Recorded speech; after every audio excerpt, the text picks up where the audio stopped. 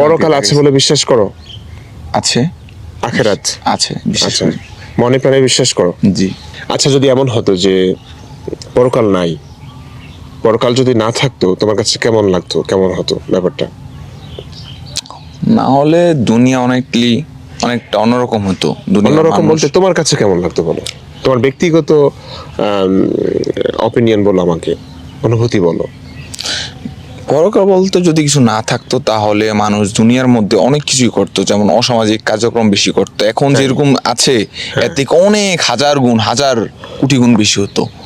যেমন ধরো তোমাকে আমি বললাম পরকাল বলতে কিচ্ছু নাই, কিংবা তুমি এমনটা জানো, হ্যাঁ হ্যাঁ, হ্যাঁ, তোমার কাছে কেমন লাগতো? তুমি কি খুশি হতে, নাকি তোমার কাছে খারাপ লাগতো ব্যাপারটা, কিংবা মন খারাপ হতো?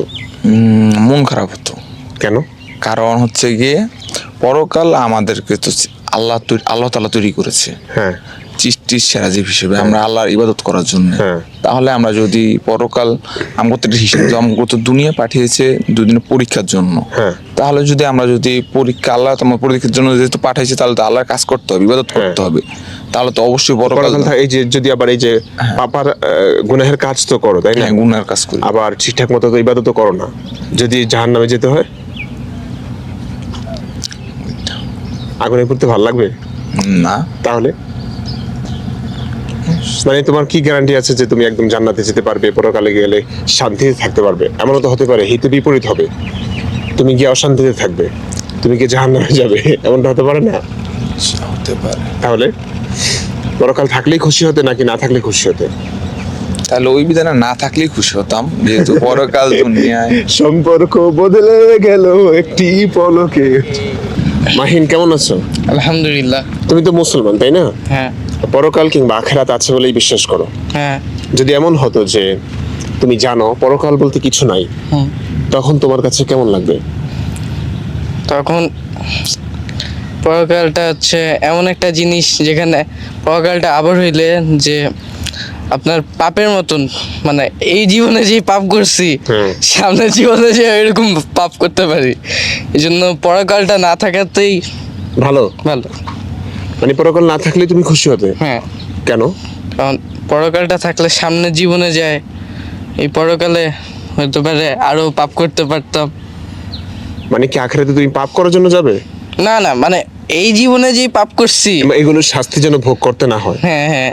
ও, তার মানে হচ্ছে পরকাল না থাকলে তুমি খুশি? হ্যাঁ। তোমার পাপের কারণে? হ্যাঁ। কারণ তোমার এত পাপ যে এত পাপ যে আমি পরকালটা না থাকাই ভালো। না থাকাই ভালো। আচ্ছা, ঠিক আছে। তুমি তো মুসলমান, তাই না? জি পরকাল আছে বলে বিশ্বাস করো? জি। আচ্ছা, যদি পরকাল না থাকতো, না হতো, মৃত্যুর পরে আমাদের আর কোনো জীবন আমরা না পেতাম, তাহলে তোমার কাছে ব্যাপারটা কেমন হতো, কেমন আমার লাগতো? কাছে অনেক খারাপ লাগতো। তোমার কাছে খারাপ লাগতো? জি। কেন?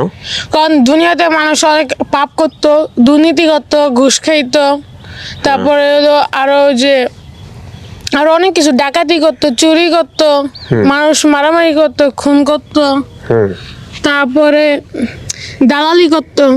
গালি করতো? জি। একজন আচ্ছা, তুমি মানুষের কথা বলো না, তুমি শুধু তোমার কথা বলো যে জি। পরকাল না থাকলে তুমি খুশি হতে? না খুশি হতে না? না। মানে পরকাল থাকাতেই ভালো? জি। কারণ কারণ আমার হক তো আবার অন্যজন মাইরা খাইতে পারবো, কিন্তু ওই পরকালের ভয় আমার হক আর কেউ মাইরা খাবো না। তুমি অসন্তুষ্ট কেন হবে? আর যে আমার হক মাইরা খাইবো না। তোমার আর তুমি মানে তোমার জন্য মানুষের জন্য বলছি না তো, তোমার জন্য বলো। আমার জন্য এই যে আমি নামাজ পড়ি, তারপরে রোজা রাখি, তারপরে যে আব্বু আম্মু কথা শুনি। হ্যাঁ, এগুলো শুধু পরকাল আছে বলেই করো? জি। আর পরকাল না থাকলে, যদি পরকাল না থাকতো বলে জানতে, তাহলে তুমি এসব করতে না, বাবা মায়ের সেবা করতে না? করতাম, কিন্তু মারামারি করতাম, ঘুষ খাইতাম, ঘুষ খেতে, তারপরে হলো দালালি করতাম, আর কি করতে? আর অনেক কিছু ইত্যাদি। কি শুনে কি করতে তুমি?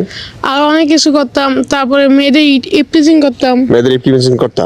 জি। এখন মেয়েদের ইপটিজিং করছো না শুধু পরকাল আছে বলে? জি। পরকালে তোমাকে এসবের কারণে শাস্তি ভোগ করতে হবে বলেই তুমি মেয়েদের ইপটিজিং করো না, তাই না? জি। অনেক ভালো ভালো কাজ করো। জি। খারাপ কাজ হতে বিরত থাকো। জি। পৃথিবীতে এমন অনেক মানুষ আছে যারা নাস্তিক, যারা পরকালে বিশ্বাস করে না, কিন্তু তারা তো অনেক ভালো ভালো কাজ করে। তারা কিভাবে করে? তারা নিজের মন তো তুমি- আসল কিছু হলো নিজের মন নিজের আসল হলো মন, তাহলে তুমি এরকম কেন তোমার চিন্তা হবে যে পরকাল আছে বলে আমি বাবা মায়ের সেবা করি, পরকাল আছে বলে আমি মেয়েদের ইফটিজিং করি না? তুমি মেয়েদের ইফটিজিং করতে যাবে কেন? এটা খারাপ কাজ না, তুমি খারাপ কাজটা কেন করবে? এই যে অনেক সময় এই পরিবেশে খাপ খাওয়া কিন্তু অনেক ডিফিকাল্ট, তাই তাই পরিবেশের সাথে হ্যাঁ, বলো বলো বলো। পরিবেশের সাথে নিজেকে মানিয়ে নিতে হয়। পরিবেশের সাথে নিজেকে মানিয়ে নিতে হয়, ঠিক আছে, বুঝলাম। এই যে পরিবেশে যে অনেক নোংরামি কাজ হয়, হ্যাঁ, যেমন এই যে ইফটিজিং করা, মারামারি করা, মাদক আসক্তি এই যে যারা এগুলো করে, তুমি কি ভাবছো এরা কি পরকালে বিশ্বাস করে না? করে। বেশিরভাগ তো ধার্মিকরা, এই যে প্রশ্নপত্র ফাঁস হয়েছে, ওই লোক বলল যে প্রশ্নপত্র ফাঁস করে যা কামিয়েছি তা আল্লাহর রাস্তায় খরচ করেছি, অর্থাৎ সে কিন্তু অনেক আল্লাহ ফেরু, নামাজও পড়ে, তাই না? নামাজ পড়ে, ভিডিও ভাইরাল হয়েছে, নামাজ পড়ে সে তো ধার্মিক, তারপরে তো সে এমন একটা আকাম করলো, সে কেন করলো? এটা হলো দুনিয়াতে সন্তুষ্ট মানে সুখে থাকার জন্য। আচ্ছা তুমি বলো, তুমি এই পরকাল না থাকলে তুমি এসব কাজ করতে নাকি? জি। তোমার কাছে মনে হয় না যে না, খারাপ কাজটা আমি কেন করবো, এটা করা উচিত না? তোমার বোনও আছে, তোমার বোনকে যদি কেউ টিচিং করে তোমার কাছে খারাপ লাগবে না? জি। তুমি কেন অন্যের বোনের অন্যের বোনকে ইফটিজিং করবে? এটা তো তোমার এমনি করা উচিত না, এটা নৈতিকতার দিক থেকেই তো করা উচিত না। তুমি পরকাল আছে কি নেই সেই প্রশ্ন এখানে কেন আসবে? ওইটা তো বলতে পারলাম না। পরকাল না থাকলে তামিম চুরি করতে? না, তুমি তো বলতে যে অনেক কিছু করতাম, তো চুরি করতে না কেন? চুরি বিদ্যা বড় বিদ্যা, যদি না পরে ধরা। চুরি মানে জাস্ট তোমার কষ্ট ছাড়াই তুমি একটা জিনিস পেয়ে যাচ্ছ। গণধোলাই খাওয়ার জন্য কিছু গণধোলাই, এখন গণধোলাইয়ের কথা বলছো কেন? একটা মেয়েকে ইফটিজিং করলে মেয়ের থাপ্পড় খেতে পারবে না? হতে পারে না যে থাপ্পড় দিবে, সে এসে মানুষকে জানাবে, তখন পিঠা খাবে, জি। এই ভয়টা কেন তখন আসে না? তুমি বললা যে পরকাল না থাকলে আমি মেয়েদের ইফটিজিং করতাম, এত ইফটিজিং করার শখ কেন তোমার? কারণ ওই সময় তো অনেক ছেলে থাকতো, আমি একা না তো। অনেক ছেলে থাকতো মানে? মাহিন, শাকিল, রুবায়েত মানে কি? ইত্যাদি। মানে তোমার সাপোর্টার থাকতো? হ্যাঁ। কেন? ওরাই তো তোমাকে মেরে ভর্তা করতো। না, যাই বেটা, তুই কেন মেয়েদের ইফটিজিং করবি? আমার বোন, আমার প্রেমিকা মাইন বলতে চাই, এটা তো আমি পছন্দ করি, তুই ওরা ইফটিজিং করবি কেন? তক্তা বানাতো তোমাকে মেরে। জীবন মানাতো না, কেন?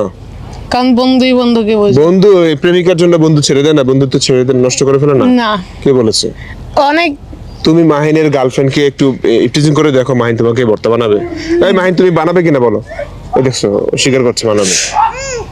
জীবনও না। জীবনও না, তুমি বললেই হলো, যা।